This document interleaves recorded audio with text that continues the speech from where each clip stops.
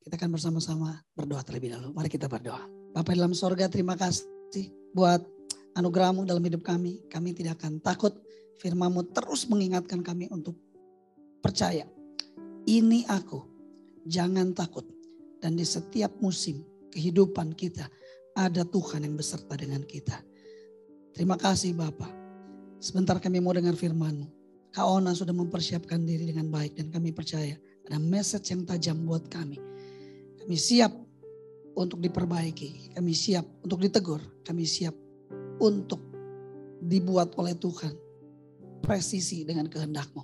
Terima kasih Bapak. Di dalam nama-Mu kami berdoa, kami mengucap syukur. Yang percaya sama-sama katakan amin. Kak Ona, ini saatnya untuk Kak Ona boleh menyampaikan sesuatu buat kita. Perlu diketahui Kak Ona ini adalah sahabat dari Kowing. Jadi kalau Kowing, Jonathan Patiasina, Pramono, Kosem, itu mereka semua bersaudara dekat sekali. Dan hari ini kita dapat kehormatan. Nggak mudah untuk bisa dapat schedule-nya Kak Ona, tapi kita dapat, wow, itu sebuah anugerah. Ya, so please welcome Kak Ona Tahapari. Please Kak Ona sampaikan sesuatu buat kami. Thank you. Siap. Thank you banyak Bung. Terima kasih banyak. It's a pleasure Bapak Ibu bisa dapat kesempatan untuk berbagi di tengah-tengah Bapak Ibu Saudara sekalian. Saya merasa terhormat karena mendapat kesempatan dari Bung Oci, saya bisa berbagi. Jadi hari ini saya mau berbagi kepada kita bersama dari Yohanes pasal 12, Bapak Ibu Saudara-saudara. Yohanes pasal 12, saya akan lompat-lompat ayat sedikit karena ada keterkaitan di dalamnya. Actually akan jauh lebih bagus kalau saudara membaca Yohanes pasal 12 secara keseluruhan karena memang keterbatasan waktu, jadi mau nggak mau kita harus lompat ayat. Tapi mari kita lihat benang merahnya. Yohanes pasal 12, saya akan baca ayat 4-5 Bapak Ibu, saudara-saudara. Lalu kemudian saya lompat ke ayat 8, lalu nanti saya lompat lagi tuh ke ayat 14 sampai dengan ayat yang ke-17. Yohanes pasal 12, ayat 4, ayat 5, ayat 8, lalu nanti kita lompat ke ayat 14 sampai dengan ayat 17. Jadi mari, kalau saudara semua sudah siap untuk kita belajar sama-sama, saya akan baca firman Tuhan untuk kita. Yohanes pasal 12 mulai dari ayat yang ke-4. Alkitab bilang ini, saudara-saudara. Lalu bangunlah Yesus dan menanggalkan jubahnya. Ia mengambil sehelai kain lenan dan mengikatkannya pada pinggangnya. Kemudian ia menuangkan air ke dalam sebuah basi dan mulai membasuh kaki murid-muridnya, lalu menyekanya dengan kain yang terikat pada pinggangnya. Sampai di situ dulu. Begini Bapak Saudara dan lenan, lalu mengikatkannya pada pinggangnya. Nah, di zaman Yesus hidup, saudara-saudara, Bapak Ibu semua, di zaman Yesus hidup, kain lenan atau kain apa aja yang diikatkan di pinggang itu adalah baju yang biasa digunakan atau cara berpakaian dari seorang budak atau cara berpakaian dari seorang hamba. Jadi pada waktu Yesus mengambil kain lenan lalu kemudian ikat di pinggang, semua orang hari itu tahu betul bahwa dia sedang memposisikan dirinya sebagai seorang budak atau sebagai seorang hamba. Perlambangannya sederhana. Yesus sedang memposisikan diri lebih rendah. Atau kalimat yang lebih kita bisa pahami adalah Yesus sedang memutuskan untuk merendahkan dirinya. Gitu. Karena statement di ayat 4 adalah dia memilih cara berpakaian yang dipakai oleh orang-orang yang posisinya lebih rendah. Jadi dia sedang merendahkan dirinya. Lalu di ayat yang kelima, Alkitab bilang dia memutuskan untuk membasuh kaki murid-muridnya. Nah, membasuh itu berkaitan dengan satu pemahaman saja, bersih atau tahir. Semua kita paham pada zaman Yesus hidup, semua orang yang berjalan, entah mereka menggunakan sendal atau mereka menggunakan sepatu yang berbentuk seperti kasut, itu disebut dengan istilah kasut. Itu biasanya kan dalam proses mereka berjalan, debu tuh nempel, saudara-saudara, di kaki mereka. Makanya siapapun pada zaman Yesus hidup, kalau mereka harus bertamu dalam rumahnya seseorang, hal pertama yang harus terjadi pada mereka adalah budak atau hamba harus basuh dulu kakinya mereka, supaya mereka ada pada posisi bersih atau tahir. Kalau mereka nggak bersih, mereka nggak tahir, mereka nggak bisa masuk ke dalam rumah. Jadi ayat 4 sampai dengan ayat 5 menitik beratkan ada dua value yang Yesus sedang berupaya untuk beritahukan kepada murid-muridnya, bahwa merendahkan diri dan menjadi tahir atau menjadi bersih itu adalah sebuah esensi dalam kehidupan bersama-sama dengan Kristus. Atau begini, merendahkan diri dan menjadi tahir atau bersih adalah gaya hidup yang seharusnya termanifestasi dalam kehidupan orang-orang yang sedang hidup bersama-sama dengan Kristus. Itu ayat 4 dan juga ayat 5. Nah, sekarang mari kita lompat ke ayat yang ke-8. Di ayat yang ke-8, kata Petrus kepadanya, "Engkau tidak akan membasuh kakiku sampai selama-lamanya." Jadi kan Petrus lagi ada pada posisi paradoks, posisi kontra.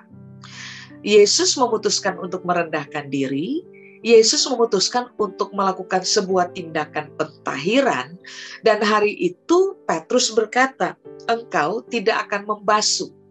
Berarti jangan ngerendahin diri kayak gitu dong, kata Petrus. Lalu yang kedua, jangan tahirkan saya.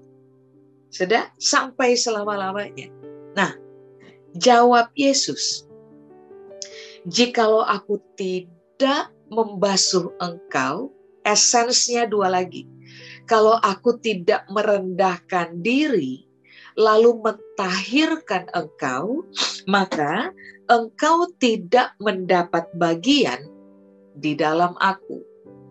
Berarti jelas ayat 8 bilang, supaya Petrus, lalu sampai dengan hari ini, saudara dan saya, supaya kita mendapat bagian di dalam Kristus, rupa-rupanya ada dua karakteristik yang seharusnya terjadi dalam kehidupan kita bersama. Yang pertama, merendahkan diri, dan yang kedua, harus ada pada posisi tahir. Sebab pada konsep membasuh, jelas-jelas Yesus harus merendahkan diri dulu. Kalau Yesus tidak merendahkan diri dulu, tidak akan pernah terjadi pembasuhan kaki. Tidak akan pernah terjadi karya pentahiran. Jadi Yesus bilang, ulang, supaya kamu dapat bagian di dalam aku, harus ada dua sisi itu tuh, yang bermain dan gak boleh terpisah. Merendahkan diri dan menjadi tahir atau bersih. Supaya kita bilang, kamu mendapat bagian. Nah, sekarang begini, saudara-saudara, kata bagian di ayat yang ke-8. Kalau dalam bahasa Yunani, itu menggunakan kata meros. Bagian atau meros. Meros sendiri berasal dari kata meiromai, bahasa Yunani juga. Yesus bilang, dua sisi ini harus bermain. Kalau enggak, kamu enggak dapat bagian di dalam saya. Nah, sekarang pertanyaannya adalah, apakah bagian? Kata bagian yang ada di situ, pengertian yang pertama adalah gini, kamu nggak bakal dapat jatah untuk hidup dalam kerajaan Allah. Coba saudara pertimbangkan, ini kalimat berat. Berarti Alkitab lagi bilang sama kita kan, bahwa kalau saudara dan saya nggak memainkan dua permainan ini, maksudnya hidup dalam kerendahan hati, hidup dalam kondisi tahir atau bersih, maka ini yang Yesus bilang, kamu gak akan mendapat jatah dalam kerajaan Allah. Kamu gak akan mendapat bagian. Nah, ini menarik. Berarti nggak ada pilihan yang lain. Saudara dan saya harus berani mengkoreksi diri, lalu kemudian mengambil keputusan bahwa dua bagian ini, dua karakteristik ini nggak boleh misah dari kita. Supaya pada akhirnya kita dapat tetap hidup, bergerak, bernapas, bermain dalam kerajaan Allah. Nah, pengertian yang kedua adalah begini, ini menarik. Kalau kamu nggak hidup dengan rendah hati, lalu kamu nggak menjadi bersih atau tahir, bagian atau meros, itu artinya adalah gini, kamu nggak akan mendapat penghormatan di dalam aku. Berarti Alkitab lagi bilang, kalau kamu nggak rendah hati, kamu nggak akan hidup terhormat, kamu nggak akan mendapatkan penghormatan di dalam kerajaan Allah. Kalau kamu nggak hidup bersih, atau kalau kamu nggak hidup tahir, kamu tidak akan pernah hidup dalam posisi terhormat, atau bahkan kamu tidak akan pernah mendapatkan penghormatan di dalam kerajaan Allah. Saya kasih bukti kepada saudara. Coba, saudara buka dulu dengan saya dalam Yohanes pasal 12. Kita lagi belajar Yohanes 13, tapi kita mundur sedikit. Yohanes pasal 12 ayat 26. Rupa-rupanya kerendahan hati dan memutuskan untuk akhir hidup, bersih dalam hidup, akan menolong saudara dan saya, menggiring saudara dan saya kepada posisi terhormat, lalu mendapatkan penghormatan. Mari lihat, Yohanes pasal 12 ayat 26. Sudah? Oke. Alkitab bilang ini, saudara-saudara. Barang siapa, garis bawahi, melayani aku, sudah, ia harus mengikut aku. Dan di mana aku berada, di situ pun pelayanku akan berada. Kalimat berikutnya, barang siapa melayani aku. Kalimat berikutnya bilang apa? Ia akan dihormati oleh Bapa. Konsepnya jelas. Siapa yang menghamba, siapa yang melayani, siapa yang merendahkan diri, siapa yang memutuskan untuk bersih, tahir dalam kehidupan. Jelas-jelas Alkitab bilang dari sejak awal, entah Yohanes menulisnya atau bahkan Yesus mengucapkannya, bahwa untuk mendapatkan penghormatan dari Bapa, kamu perlu hidup dalam kerendahan hati, menjadi orang yang melayani, menjadi orang yang dalam proses melayani. Kita ada pada pentahiran, kita bersih. Kalau saudara baca Yohanes pasal 15, saudara dan saya akan mendapati bahwa kapan kita menjadi bersih. Kita menjadi bersih karena firman yang membersihkan kita. Makanya Yesus bilang, kamu sudah bersih oleh firman. Makanya untuk hidup tiap-tiap hari dan konsisten dalam posisi tahir atau bersih, saudara dan saya harus berani memutuskan untuk berinteraksi dengan firman Allah. Merenungkan firman Tuhan sampai kita paham, lalu kita setuju, lalu kita memutuskan untuk hidup di dalam kebenaran firman Tuhan. Posisi menghidupi firman Tuhan akan membuat saudara dan saya ada pada realita rendah hati, menghamba, melayani, bersih, tahir, sehingga pada akhirnya Alkitab tadi bilang, kamu akan mendapat bagian di dalam aku. Ulang, kamu akan mendapatkan penghormatan di dalam aku. Yohanes 12 bilang, kalau kamu melayani Tuhan atau memposisikan diri sebagai hamba, memposisikan diri sebagai orang yang ada pada realita merendahkan diri, maka Bapa sendiri akan menghormati kamu. Saudara-saudara, harus kita akui bahwa ini adalah privilege dari Tuhan bagi kita. Sebab begini, selama kita hidup, sampai dengan hari ini, bukankah kita memberikan kepada Tuhan pujian? Bukankah kita memberikan kepada Tuhan kemuliaan? Lalu kita juga memberikan kepada Tuhan kehormatan. Betul? Kita menghormati Tuhan. Tapi begini Alkitab bilang, siapapun yang memutuskan untuk melayani atau merendahkan diri, lalu kemudian hidup dalam keadaan bersih dan tahir, Alkitab bilang, kamu yang akan dihormati oleh Bapa. Amin. Makanya tindakan Yesus itu tindakan penting. Waktu Petrus memutuskan untuk Tuhan jangan lakukan ini untuk saya. Kamu jangan merendahkan diri di hadapan saya. Dan kamu jangan tahirkan saya atau bersihkan saya. Yesus counter dan bilang, gak bisa, Pak. Saya harus bikin ini. Saya harus merendahkan diri. Lalu saya harus tahirkan kamu. So, kalau kamu nggak ada pada posisi yang sama, maka yang terjadi adalah kamu nggak akan mendapatkan penghormatan dari pihak Bapa untuk kamu punya hidup. Amin. Nah, sekarang mari kita lihat dulu apakah bagian pekerjaan yang lain adalah begini, penugasan. Coba perhatikan. Rupa-rupanya dalam proses mengutus orang, Yesus harus memasukkan value ini supaya orang-orang yang nantinya diutus paham bahwa kalau kamu tidak terbiasa merendahkan diri, kamu akan gagal sebagai seorang utusan. Sisi bersih atau tahir, which is kita tahu yang mentahirkan kita tentu saja darah Kristus, tentu saja kematian dan kebangkitan Kristus. Tapi Yohanes pasal 15 juga menegaskan kepada kita, tadi kita sudah belajar bahwa yang mentahirkan kita adalah firman Allah. Saudara dan saya tidak tahir juga oleh firman Allah, maka ini yang Alkitab bilang, saudara dan saya akan gagal sebagai utusan. Supaya berhasil menjadi seorang utusan, orang harus bermain pada dua sisi penting ini, merendahkan diri, lalu kemudian menjadi tahir. Sedang itu saja tidak. Mendapat bagian atau bahasa Yunani bilang meros, itu arti yang berikutnya adalah begini, destiny. Dengan kata lain Alkitab bilang, siapapun yang merendahkan diri dan siapapun yang memutuskan untuk jaga diri mereka begitu rupa sesuai dengan firman Allah, supaya mereka selalu ada pada posisi bersih, mereka akan menjadi orang-orang yang memiliki destiny, Pak Ibu, saudara-saudara. Jadi percayalah, orang-orang rendah hati dan orang-orang yang bersih dalam kehidupan bukan orang-orang yang akan kehilangan arah, bukan orang-orang yang bergerak, bekerja tanpa sebuah tujuan.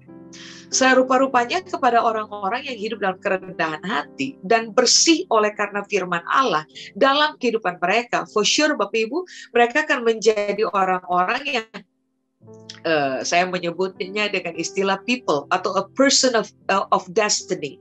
Orang-orang yang memiliki destiny dalam kehidupan mereka. Sebab begini, dari mana kita tahu bahwa kita adalah bagian di dalam kerajaan Allah atau bagian di dalam Kristus? Alkitab menegaskan, you will have your own destiny in life. Saudara, saya akan memiliki destiny-nya kita. Kita akan memiliki sebuah tujuan, sebuah hal untuk dicapai. Dan itu clearly Tuhan kasih buat kita. Tapi ini yang Yesus bilang, kamu harus bermain dulu tuh, Pat, dalam dua area ini. Merendahkan diri dan dibersihkan oleh firman Allah. Kalau dibersihkan oleh darah Kristus, somehow kita semua telah mengalaminya. Tapi waktu kita masuk dalam kerajaan Allah, ada begini. Ada sampah-sampah dalam cara kita berpikir yang harus dibersihkan oleh perenungan akan kebenaran firman Allah. Supaya pada akhirnya waktu cara berpikir saudara dan saya, isi berpikir saudara dan saya bersih, maka yang akan terjadi adalah kelakuan kita bersih, tindakan kita bersih, respon kita bersih, cara kita mengerjakan apa saja, termasuk cara kita melayani, itu pun bersih juga. Makanya kenapa Yesus bilang, ini matter banget untuk dikerjakan. So, kalau ini dikerjakan, kamu akan memperoleh your own destiny. In me, Yesus bilang. Sudah, apakah bagian? Ternyata begini, ini menarik. Bagian di dalam aku, itu artinya adalah begini, kapasitas. Orang-orang yang merendahkan diri mereka dan terfokus kepada gaya hidup bersih, permainan bersih, cara berpikir bersih, ternyata mereka akan mendapatkan kapasitas di dalam Kristus. Tentu saja semakin saudara dan saya rendah hati, semakin saudara dan saya bermain dan hidup dengan cara yang bersih according to the words of God, maka kapasitas yang Tuhan berikan kepada kita bukan kapasitas yang kecil, saudara-saudara. Kapasitas kita akan mengalami enlargement.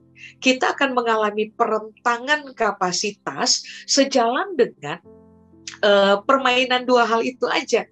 Karena kita sedang belajar pasal ini, Yohanes pasal 13, ayat 4, 5, dan ayat 8, yang menegaskan kepada saudara dan saya bahwa ternyata waktu kita memutuskan untuk hidup rendah hati dan bermain bersih dalam kehidupan, entah bersih di hadapan Tuhan dan bersih di hadapan orang lain, maka saudara dan saya akan menerima pemberian kapasitas yang datang dari Tuhan.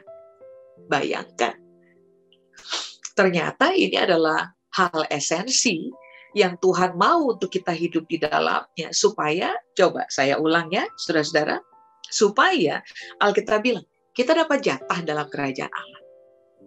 Kita dapat penghormatan dari kerajaan Allah. Alkitab bilang, kita dihormati oleh Bapaknya kita. Lalu, saudara dan saya akan mendapatkan penugasan, atau kita akan semakin efektif sebagai utusan dalam kerajaan Allah.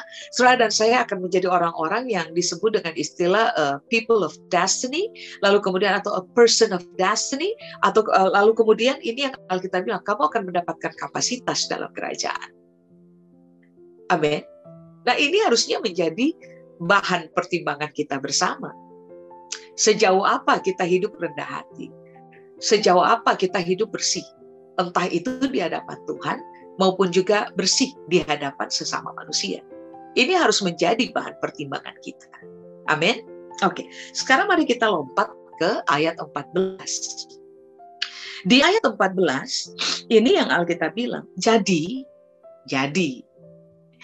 jikalau aku membasuh kakimu, dua hal tuh, aku merendahkan diri dan mentahirkan kamu. Jikalau aku membasuh kakimu, aku yang adalah Tuhan dan gurumu, maka kamu pun, garis bawahi kata penting, wajib.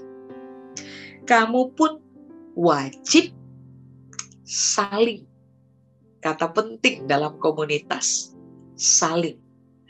Kamu pun wajib saling membasuh kakimu. Berarti ayat 14 bilang, Yesus aja yang adalah guru dan Tuhan, yang posisinya jelas jauh di atas kita, berani memutuskan untuk merendahkan diri, basuh kaki murid-muridnya, supaya tindakan pentahiran itu terjadi. Nah, ini yang Yesus bilang, kamu, saudara dan saya, wajib saling melakukan hal yang sama. Sebentar, sebelum saya jelaskan ayat 14, saudara lihat ayat 15. Ya, sebab aku telah memberikan suatu teladan kepada kamu, supaya kamu juga berbuat sama seperti yang telah kuperbuat kepadamu. 16, perhatikan. Aku berkata kepadamu, sesungguhnya seorang hamba, saudara dan saya, tidaklah lebih tinggi daripada tuannya. Yesus adalah Tuhan dan Guru, ayat 14 tadi bilang, saudara, ataupun seorang utusan, tidaklah lebih tinggi daripada dia yang mengutusnya. Menyinggung ayat 14, kembali ke ayat 14. Di ayat 14, Yesus bilang, aku Tuhan, aku guru, kamu hamba, kamu utusan. Aku Tuhan, aku guru, merendahkan diri, melakukan tindakan pentahiran. Kamu hamba, kamu utusan. Bilang, kalau aku yang lebih gede dari kamu aja bikin, kenapa kamu yang lebih rendah gak mau bikin? Ayat 15 Yesus bilang, yang aku bikin ini adalah sebuah bentuk keteladanan. Sehingga waktu kamu dan posisi kamu lebih ada di bawah aku, maka pemicunya adalah kamu harusnya dikenal sebagai orang yang berani merendahkan diri seorang akan yang lain. Kamu harusnya dikenal sebagai orang yang berani hidup dalam pentahiran, menjadi bersih seorang akan yang lain. Karena ada satu hal saja, faktor keteladanan yang menggiring kita kepada sebuah kewajiban. Saudara, saya paham betul, kita semua paham bahwa orang lebih condong menuntut hak daripada mengerjakan kewajiban. Secara di ayat 14, begini, kerendahan hati bukan pilihan. Kerendahan hati itu kewajiban. Menjadi tahir atau bersih, itu bukan pilihan. Menjadi tahir atau bersih, itu kewajiban. Nah, Yesus meninggalkan keteladanan supaya saudara dan saya dapat mengerjakan kita punya kewajiban. Karena kita tahu begini, kita akan mendapat bagian dalam kerajaan Allah. 2, ada keteladanan yang telah diwariskan kepada kita. Makanya kita akan melihat kewajiban bukan sebagai sesuatu yang susah untuk dikerjakan, tetapi sesuatu yang begini, harusnya adalah gaya hidup. Karena kita dapat bagian dalam kerajaan Allah. Dalam kerajaan Allah, kewajibannya atau gaya hidup yang memang harusnya dipertontonkan adalah kerendahan hati dan menjadi bersih. Amin. Coba kita lihat aja dulu ayat 15 sebelum saya jelaskan kepada saudara ayat 14. Ya, kata teladan. Kata teladan di ayat 15 karena Yesus telah meninggalkan keteladanan untuk saudara dan saya. Kata teladan dalam bahasa Yunani itu menggunakan kata hipodeikma. Hipodeikma, keteladanan. Apakah arti dari kata teladan? Begini, teladan atau hipodeikma itu artinya adalah sebuah salinan untuk ditiru, salinan atau kopi, sebuah pengkopian gitu untuk ditiru. Kita nggak ketemu Yesus dalam bentuk fisik, kita nggak lihat dia secara asli, enggak. Makanya dia tinggalkan kopi, salinan, untuk kemudian saudara dan saya menirunya. Ditiru. Sudah? Itu teladan. Arti yang kedua dari kata teladan, saudara-saudara, bukan saling ditiru. Kata teladan adalah begini, sebuah instruksi yang ditunjukkan di depan mata. Kalau orang memberikan instruksi, dan instruksi itu diberikan di depan matanya kita, berarti kita akan bisa melakukannya. Contoh, instruktur senam. Dia nggak pernah, instruktur senam nggak ada yang cuman berteriak aja. Iya, pada hitungan ketiga kita mulai. 1, 2, 3. Kiri atau kanan, angkat, turunkan. Nggak ada yang namanya instruktur senam, cuman keluarkan suara. Instruktur senam selalu bersuara sambil bergerak. Mempertontonkan tindakan. Sehingga orang-orang yang menerima instruksi dari dia akan gampang copy paste. Mengapa? Ada yang dilihat di depan mata. Makanya waktu Yesus bilang, aku memberikan teladan kepada kamu. Yesus lagi bilang, kopiannya aku kasih ke kamu. Tinggal kamu tiru aja. Aku kasih instruksi pas di depan kamu punya mata. Sehingga pada akhirnya kamu tinggal lihat lalu ikuti aja, tiru aja. Sudah? Oke. Sekarang kembali ke ayat 14. Kata wajib. Teladannya udah ada. Contoh udah ada, nyata-nyata tuan dan guru, posisi lebih tinggi dari kita. Dia main di 2 area. Teladan udah ada. Keteladanan ini harusnya menggiring kita kepada keberanian untuk saling merendahkan diri seorang akan yang lain dan saling bersih, menjadi bersih seorang akan yang lain. Kata wajib ini menarik. Kan wajib saling. Kata wajib, Yunani bilang opheilo. Opheilo atau wajib. Itu artinya adalah begini. Kamu berhutang. Kamu berhutang untuk saling merendahkan diri seorang akan yang lain. Saling menjadi bersih seorang akan yang lain. Ini hutang.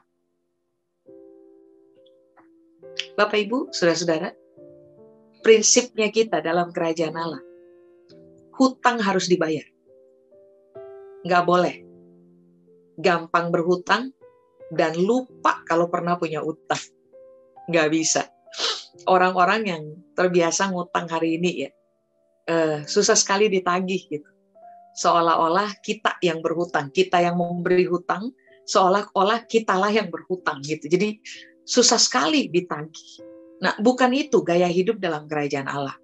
Kalau saudara dan saya berhutang, kita wajib bayar, tanggung jawab, hidup dalam integritas, punya hutang bayar. Nah, opheilo, Alkitab bilang gini, kamu tuh berhutang untuk hidup rendah hati seorang akan yang lain. Berarti apa tadi saya bilang? Ini bukan pilihan. Ini wajib dikerjakan. Ini hutang yang harus dibayar. Jadi kalau saya tidak merendahkan hati di hadapan saudara, saya tidak sedang mengerjakan, saya tidak sedang mengakui keteladanan Kristus di depan, dalam hidup saya, di depan mata saya. Kalau saya tidak memutuskan untuk hidup merendahkan hati di hadapan saudara, berarti begini, jelas-jelas saya nggak akan mendapat bagian dalam kerajaan Allah. Saya adalah orang yang tidak berkapasitas. Salah satu contoh. Kalau saya nggak hidup bersih di hadapan saudara, saya sedang berhutang. Dan itu bukan gaya hidup dalam kerajaan Allah. Nah, kita perlu latih cara berpikir kita untuk bilang begini kepada diri kita. Atau bilang kepada orang-orang, teman-teman dalam komunitas kita, you know what I owe you. Kamu tahu nggak, saya tuh berhutang sama kamu. Hutang saya terhadap kamu adalah, saya berhutang merendahkan diri, rendah hati di hadapan kamu. Kalau saya sombong, saya punya hutang sama kamu. Kalau saya merendahkan diri, saya merendahkan hati saya di hadapan kamu, hutang saya selesai. Nah, ini kan harus menjadi sebuah cara berpikir yang disepakati bersama di dalam komunitas. Sehingga pada komunitas yang kita ada di dalamnya, masing-masing orang berkeyakinan begini, hutang harus dibayar. Saya nggak boleh ngutang sama dia. Caranya, saya harus hidup rendah hati di hadapan dia. Pendiri di hadapan dia. Menjadi bersih di hadapan dia. Tangan saya nggak kotor. Nah, itu Alkitab bilang, kamu wajib. Kamu berhutang. Ya saudara, kamu hutang posisi bersih. Kamu. Apakah kata wajib? Opheilo. Kata begini. Secara moral terikat. Secara moral terikat. Berarti Yesus bilang, selama kamu hidup dalam komunitas dan menghargai kata saling, secara moral kamu tuh keikat loh, seorang akan yang lain. Bahwa kamu nggak punya pilihan selain memutuskan untuk hidup rendah hati dan bersih seorang akan yang lain. Itu ikatan yang terbentuk di dalam moralnya kita.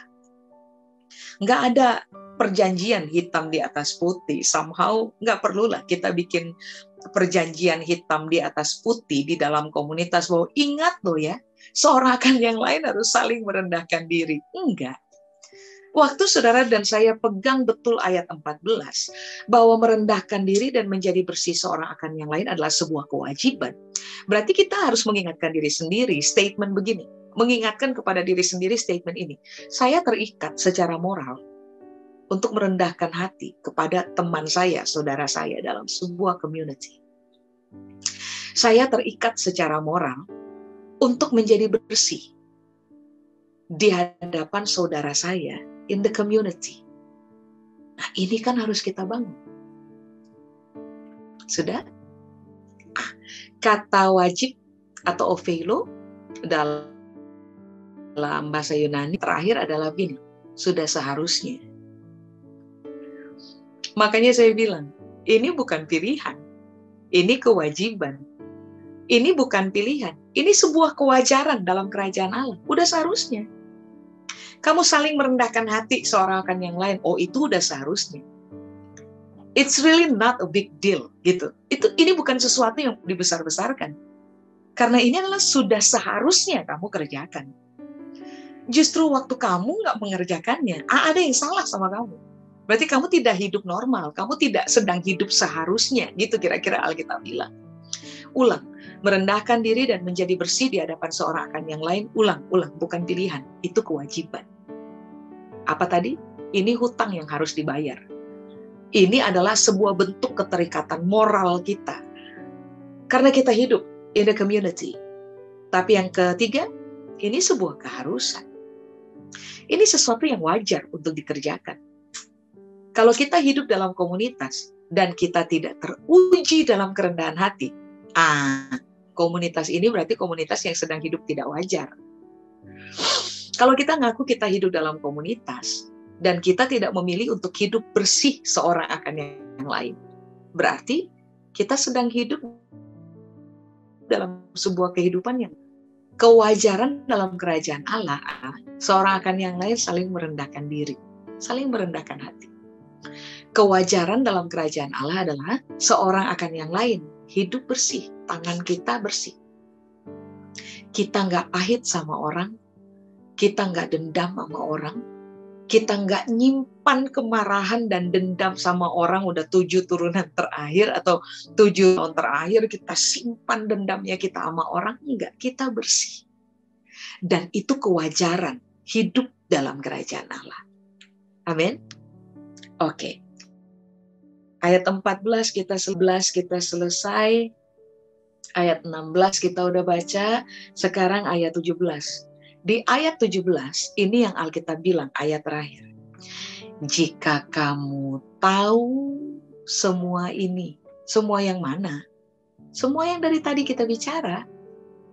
Merendahkan diri, merendahkan hati, menjadi bersih seorang akan yang lain. Ini adalah sebuah keharusan, sebuah keterikatan moral, sebuah hutang yang wajib dibayar, bukan pilihan, adalah sebuah kewajiban. Kalau kamu tahu semuanya ini, nah Alkitab bilang, maka berbahagialah kamu jika kamu melakukannya. Berarti Yesus lagi bilang, Pet gini, basuh kaki bukan teori. Ngerendahin diri seorang akan yang lain, lalu menjadi bersih hidup seorang akan yang lain, jangan main teori. Karena dua realita ini harus dikerjakan. Lalu Yesus bilang di ayat 17, kalau kamu udah tahu, lalu kamu melakukannya, jadi bukan cuma ngomong, nggak cuma ngomong aja gitu, harus ada tindakan. Kalau kamu melakukannya, kamu berbahagia. Sudah? Di situ ada kata tahu, di situ ada kata melakukan. Kata tahu di situ bahasa Yunani menggunakan kata eido. Eido itu artinya adalah bin. Tahu dan paham. Jadi ini bukan sekedar, oh iya gue tahu, iya gue udah tahu ayatnya, iya gue pernah dengar ayatnya. Bukan cuma sampai di situ. Orang harus paham, baru orang lakukan firman Tuhan. Semua orang tahu ayat, tapi belum tentu orang paham ayat. Kalau orang nggak paham ayat, orang susah taat pada ayat, pada firman Tuhan. Susah. Ini permainan kalimat yang Yesus mainkan hari itu adalah, ini yang Yesus bilang, kalau kamu udah tahu tentang semuanya itu, lalu kamu melakukannya. Kamu udah tahu dan kamu paham. Lalu kamu melakukannya. Kamu bakal bahagia. Saudara-saudara, rendah hati itu tampaknya tidak menyenangkan. Tapi Yesus menjanjikan, kalau kamu rendah hati, kamu untuk menjadi bersih di hadapan Tuhan dan bersih di hadapan manusia, itu nggak menyenangkan. Tapi Yesus bilang, kalau kamu main dulu dari kata melakukan. Kata melakukan di situ, Alkitab menggunakan kata bahasa Yunani. Poieo itu artinya begini, saudara-saudara. Melakukan karena sudah setuju. Tahapannya jelas. Firman Tuhan disampaikan, kita tahu. Lalu kita paham isinya. Kalau orang udah paham firman, nah, yang terjadi harusnya begini. Mereka akan setuju dengan firman. Kalau orang udah setuju sama firman, baru secara natural mereka akan melakukan firman. Makanya kata melakukan atau poieo artinya adalah kamu patuh, kamu taat, karena memang udah setuju dulu dari awal. Berarti Alkitab bilang, ketaatan tidak pernah lahir tanpa pemahaman dan persetujuan. Kalau saudara dan saya udah paham firman Allah dan setuju dengan firman Allah, nanti lihat aja, kita nggak usah dipaksa orang, nggak usah. Kita akan taat secara natural. Kenapa? Udah setuju. Nggak ada bantahan dari pihak kita. Kita udah setuju kok. Ya udah, kalau lu setuju, istilahnya kalau saudara dan saya setuju, kita setuju, maka kita akan kerjakan aja. Amin. Ulang, ketaatan selalu lahir karena saudara dan saya paham firman, bukan sekedar tahu. Lalu saudara dan saya setuju firman, melakukan. Nah, kata melakukan, poieo, yang menarik adalah begini. Latihan menjalankan. Puji Tuhan, Tuhan sadar bahwa kita bukan robot.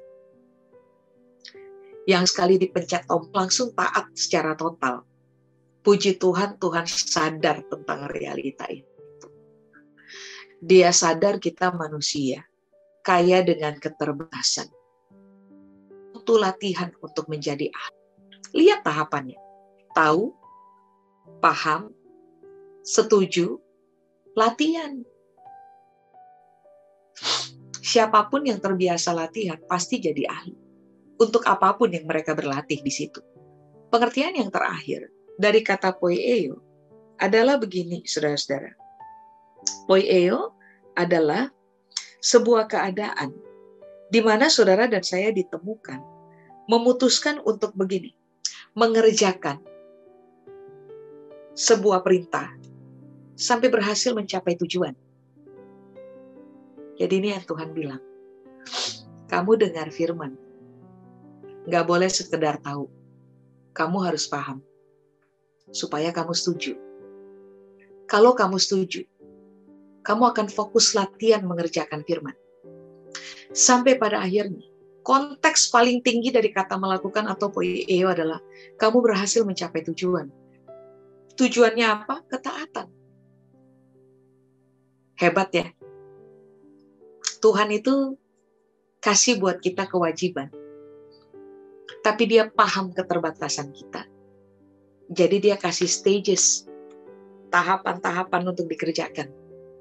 Firman disampaikan, tahu firman, paham firman, setujui firman, latihan kerjakan firman, sampai kita berhasil mencapai tujuan dari firman, taat.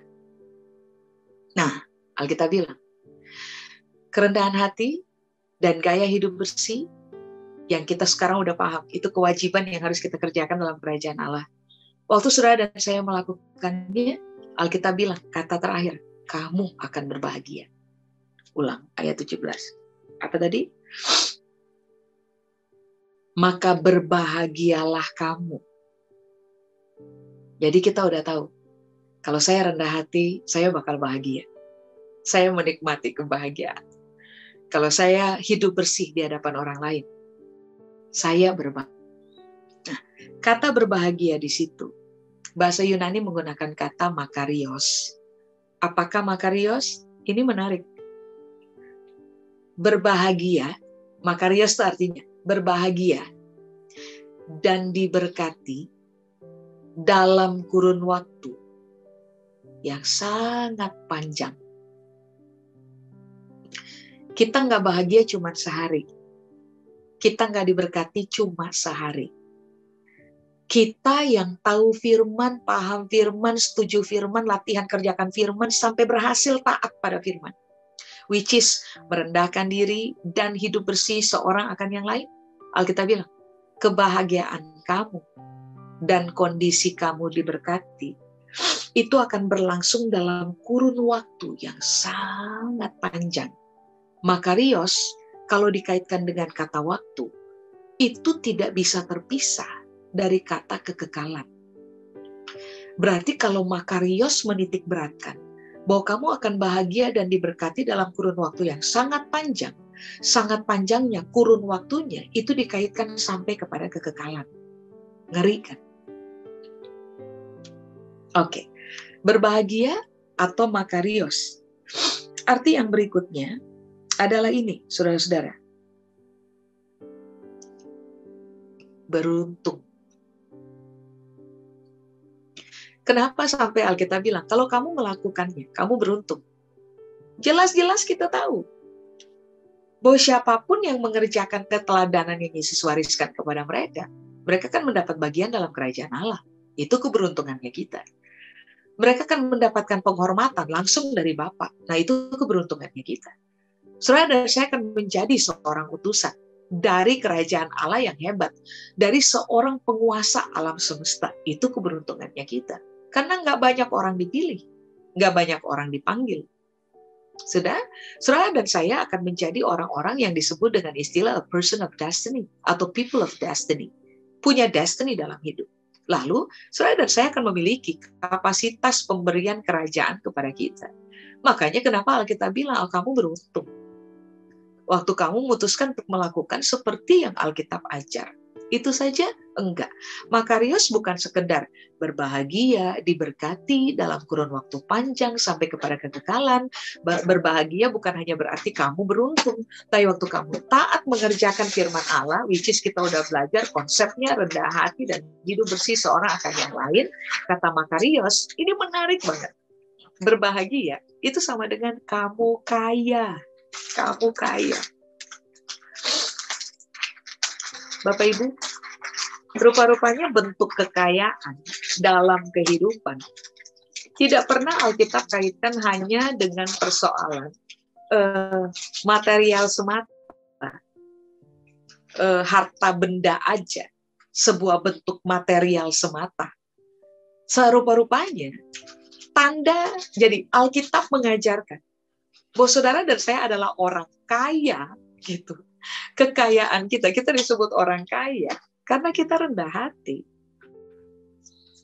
Kita disebut sebagai oleh Alkitab bahwa kita ini adalah orang kaya karena kita melatih diri kita hidup bersih. Bersih di hadapan Tuhan, bersih di hadapan seorang akan yang lain, saling. Kita kaya. Jadi menurut saya ini kan apa ya? Pride dalam kerajaan Allah, sebuah bentuk pride dalam kerajaan Allah bahwa tahu nggak sih, saya bukan orang miskin.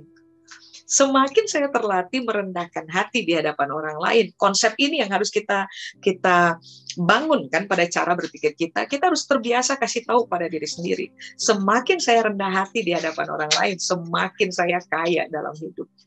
Semakin saya latih diri untuk hidup bersih seorang akan yang lain dan hidup bersih di hadapan Tuhan. Saya adalah orang yang memiliki kekayaan dalam hidup. Amin. Saya selesai Bapak Ibu. Saya berharap, saudara-saudara, saya berharap kebenaran firman Tuhan ini kita pahami, berubah gitu. Kita setujui dan kita melatih diri untuk hidup di dalamnya sampai kita semua tanpa kecuali adalah orang-orang percaya yang hidup dalam komunitas yang sangat teruji dalam kerendahan hati dan bersih di hadapan Tuhan maupun di sesama manusia, di hadapan sesama manusia. Me personal berharap kiranya saudara semua di Bandung, jemaat UCC, orang-orang komunitas akan menjadi orang-orang yang sangat berbahagia. Diberkati dan berbahagia, diberkati oleh Tuhan dalam kurun waktu yang sangat panjang sampai kepada kekekalan. Menjadi orang-orang yang beruntung dalam hidup, yang menjadi orang-orang yang teruji, kaya dalam hidup. Amin. Saya selesai, mari saya ajak kita untuk berdoa bersama-sama. Kami berdoa biarlah seluruh kebenaran firman Allah ini termeterai dalam pertimbangan kami, dalam perenungan kami, supaya pada akhirnya kami terlatih sebagai pelaku-pelaku kebenaran dan bukan hanya pendengar saja. Waktu kami terbiasa hidup taat di hadapan Tuhan, kiranya seluruh keberkatan yang Tuhan punya dalam kerajaan Tuhan perintahkan untuk memburu hidup kami. Supaya kemanapun kami pergi, di mana saja kami berada, apapun yang kami kerjakan, bahkan waktu kami terlelap tidur di malam hari, kami tetap identik sebagai orang-orang yang diburu oleh berkat Tuhan, orang-orang yang diberkati oleh Tuhan.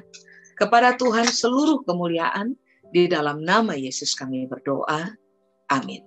Tuhan memberkati. Saudara-saudara, saya kembalikan. Terima kasih.